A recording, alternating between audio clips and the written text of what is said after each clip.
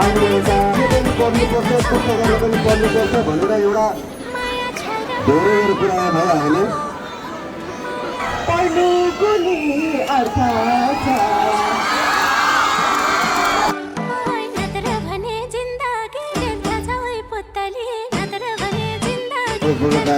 भनेको गहन कुरा पनि गर्दैन।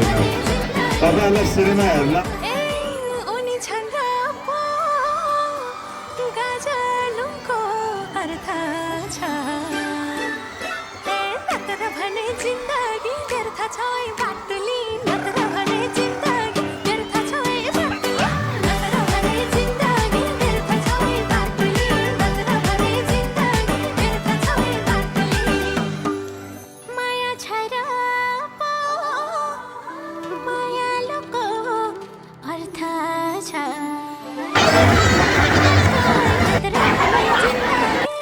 धेरै कलाकारहरू नेपालका जति पनि कलाकार हुनुहुन्छ